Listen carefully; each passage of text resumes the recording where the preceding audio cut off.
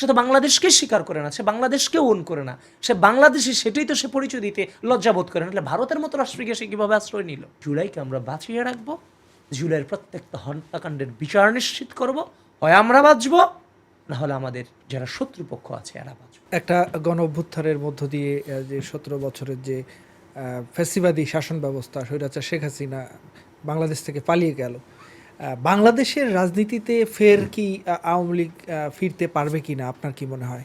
দেখেন, আমাদের যে জেনারেশনটার হাত ধরেই গণ অভ্যুত্থান সুসংগঠিত হয়েছে, একদিকে যেমন রাজনৈতিক দলগুলো, বাংলাদেশের সকল রাজনৈতিক দল যেমন এই গণ অভ্যুত্থানে সম্পৃক্ত ছিল, এবং রাজনৈতিক দলের উপর নির্যাতন, নিপীড়ন, নিষ্পেষণগুলো যেমন এই গণ অভ্যুত্থানের ভিত্তিপ্রস্তর স্থাপন করেছিল, ঠিক একই সাথে এই পুরো বাংলাদেশের আওয়ামী রাজনৈতিক ঘরানার মানুষ বাদে পুরো জেনারেশনটাকে এক করেই কিন্তু এই গণ অভ্যুত্থানটাকে সফল করা হয়েছে।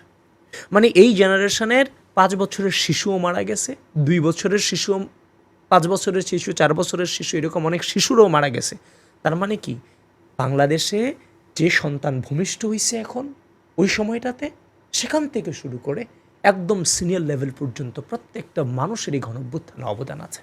সুতরাং তারা তাদের বন্ধু হারিয়েছে, তারা তাদের আত্মীয় হারিয়েছে। বাংলাদেশের ইতিহাসে সবচেয়ে কঠিন এবং শক্তিশালী গণ অভ্যুত্থান ছিল, যেখানে প্রায় 2000-এর মতো মানুষ জীবন দিয়েছে, হাজার হাজার মানুষ পঙ্গুত্ব বরণ করেছে। যে মানুষটা 20 বছরে দুনিয়া নিজের চোখে দেখলো, 20 বছর যাবৎ এই বাংলাদেশটা নিজের চোখে দেখলো, সে অন্ধ হয়ে গেল। সে আগামী 50 বছর যদি 70 বছর বাঁচে, 50 বছর যদি সে বেঁচে থাকে, সে কিভাবে বাঁচবে এই দুনিয়াতে? যে আগে দুনিয়া দেখে নাই তার জন্য ভিন্ন কথা, দুনিয়া দেখার পরে আপনি আর দুনিয়া দেখতে পারতেছেন না। সুতরাং এত কিছুর বিনিময়ে যে গণঅভ্যুত্থান সংগঠিত হয়ে গেছে, হাসিনা যেভাবে গণহত্যা বাংলাদেশের মাটিতে চালিয়েছে, ভাই আমি এর আগেও যখন মানুষ বলতো যে হাসিনা পড়বে না 2024 সালের আমিডেমি নির্বাচনও, আমি আমার জুনিয়রদের কাছে আপনি যান, যাদের সাথে আমার চলাফেরা ছিল, আমি স্রেফ সবাইকে বলেছি মিথ্যার শক্তিতে বিভ্রান্ত হয়ে, স্ট্যাটাস এখনও ফেসবুকে আছে। আমি বলেছি হাসিনা চলে যাবে, কবে যাবে সেটা জানি না, কিন্তু বারংবার বলেছি হাসিনা থাকবে না। 24-এর নির্বাচনের পরে মানসিকভাবে তো ম্যাক্সিমাম মানুষ ভেঙে পড়েছে।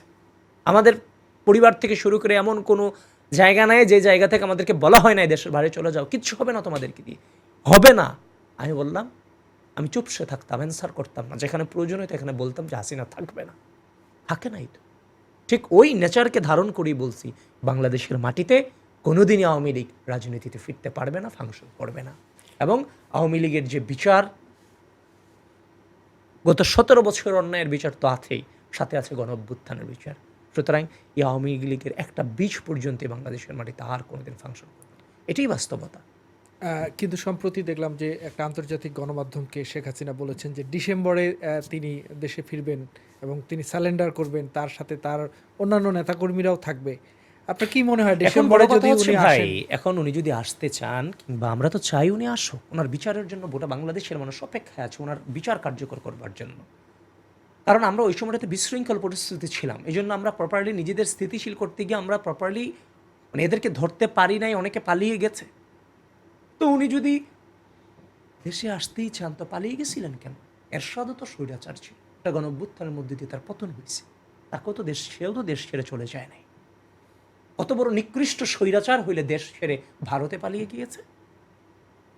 সুতরাং সে তো বাংলাদেশকে স্বীকার করে না, সে বাংলাদেশকে ওন করে না, সে বাংলাদেশি, সেটাই তো সে পরিচয় দিতে লজ্জাবোধ করে না। ভারতের মতো রাষ্ট্রকে সে কীভাবে আশ্রয় নিল?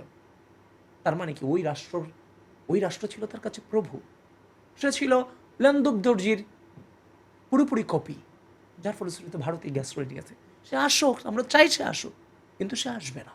সে হাক ডাক দিচ্ছে, ধরেন মিডিয়া থেকে শুরু করে বিভিন্ন ইনস্টিটিউশন থেকে শুরু করে প্রত্যেকটা অর্গানেই তো ফেসিবাদের বীজ রয়ে গেছে, এরা আপনি অস্বীকার করতে পারবেন না।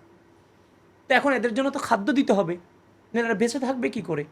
সেক্ষেত্রে এই হাক ডাকগুলো, এই আওয়াজগুলো হচ্ছে এদের জন্য খাদ্য, যে হ্যাঁ আসছে, আসবেন, তা আসুক না, আমরা তো চাই আসুক। বাংলাদেশের মানুষ আইন মানতেছে, আইন মানে এটা ঠিক আছে, কিন্তু হাসিনার ব্যাপারে বাংলাদেশের মানুষ আইন মানবে কিনা বাংলাদেশের মানুষই জানে। সরকার কখন তাকে অ্যারেস্ট করবে বাংলাদেশের মানুষই তাকে ভাগে পাবে না।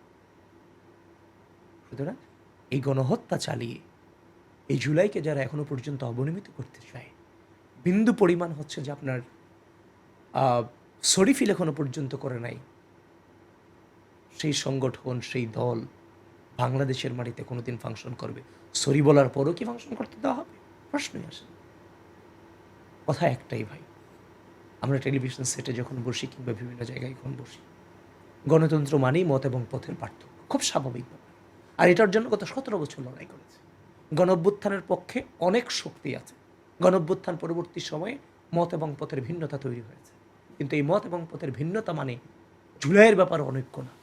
সুতরাং জুলাইকে আমরা বাঁচিয়ে রাখবো, জুলাইয়ের প্রত্যেকটা হত্যাকাণ্ডের বিচার নিশ্চিত করব। হয় আমরা বাঁচব, না হলে আমাদের যারা শত্রুপক্ষ আছে এরা বাঁচবে। সুতরাং ওই ব্যাপারে পতিত স্বৈরাচারের বেড়াতে মরা বাঁচার লড়াই, সেখানে কোনো হচ্ছে যে দয়া মায়ার লড়াই ওইটা না, ওইটা হচ্ছে মরা বাঁচার লড়াই। হয় আমরা থাকবো, হয় পতিত স্বৈরাচারের ডিসপেন্সার থাকবে। ব্যাপারটা হচ্ছে এটা যুদ্ধ, যুদ্ধ এখনো থেমে যায় নাই। 5 আগস্টের যুদ্ধ এখনো জারি আছে ফ্যাসিবাদের বিরুদ্ধে।